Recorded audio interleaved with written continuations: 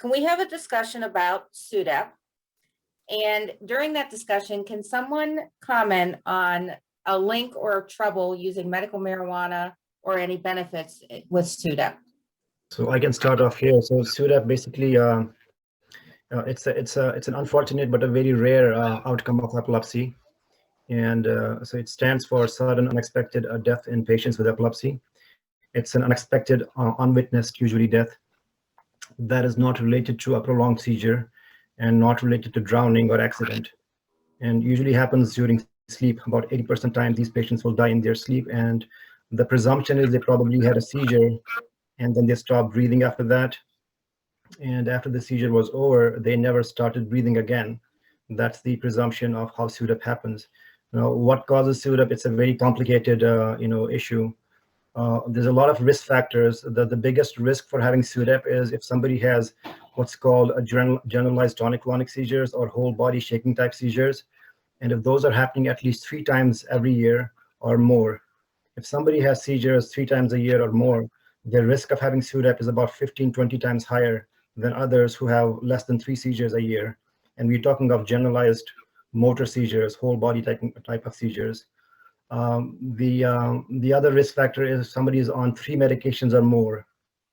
So if somebody's seizures are very well controlled, they're on only 1 medication or 2, their risk of dying suddenly is extremely low. But if their seizures are very uncontrolled, they're still having seizures and they're on 3 medications or above, then the chance of of having SUDEP is about 8 to 10 times higher than somebody who's on very few medications. The other risk factors would be if somebody has seizures starting from early age, like childhood epilepsy, or if somebody has developmental delay, low IQ. Those are all high risk factors for SUDEP. Patients with sleep disorders, possibly sleep apnea, may also be a risk factor for SUDEP. Now, coming to the second part, the medical marijuana, I don't think there is any evidence, at least in my knowledge, of that either helping or making it worse. But we do know from literature that cannabis can actually cause seizures or induce seizures in somebody who has epilepsy. And so with that risk of having a breakthrough seizure from cannabis, the possibility of having an adverse outcome like SUDEP is theoretically increased. I don't think it's otherwise. I don't think cannabis will reduce the risk of SUDEP. So each of us have different experiences. So coming to the first point, so the practical point which I give to parents about SUDEP, that make sure when they go to sleep, their bed and the pillows are firm. Don't go for very soft pillows. The other thing, make sure they do not sleep with too many of the stuffed toys. That's another practical point.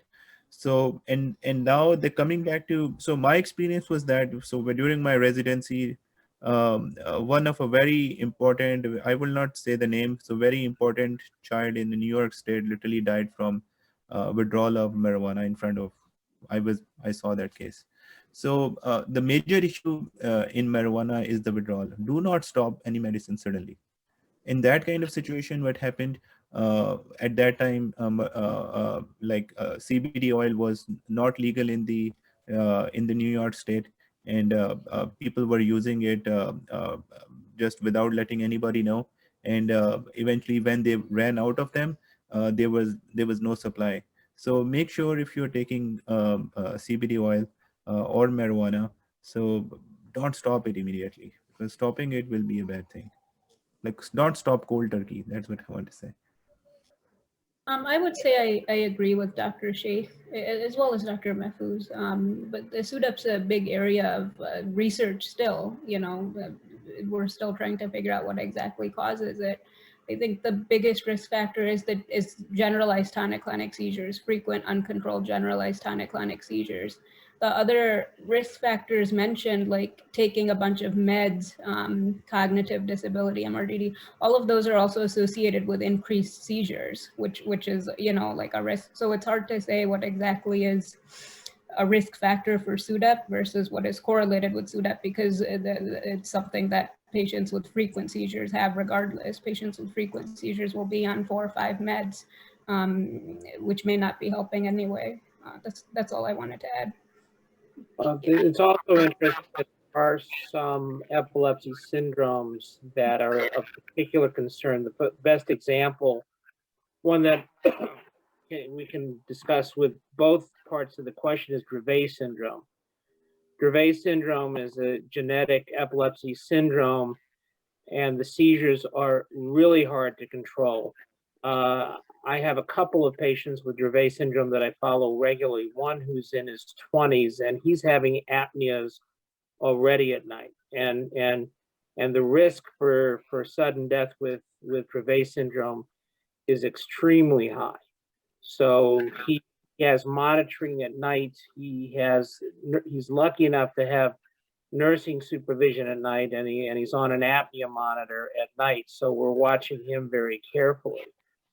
So there are episodes that we have to be aware of. And the other part is the whole thing with medical marijuana is that there is one preparation that is FDA approved, and that's CBD oil, or Epidiolex. And that's been very well studied. And it's a purified derivative that's only CBD. And we have good data there. As far as other marijuana preparations, there's a lot less study that's gone on. And some of the things that are available over the counter, you don't even know how much CBD you're giving. So Dr. Nagel, Epidiolex is only available by prescription, correct? That is correct. It's FDA approved for Dravet syndrome, Lennox-Gastaut syndrome, and tuberous sclerosis. And while it's not even, it's no longer regulated by the DEA. It's not even a category 5 anymore. So the DEA is out of the picture for Epidiolex.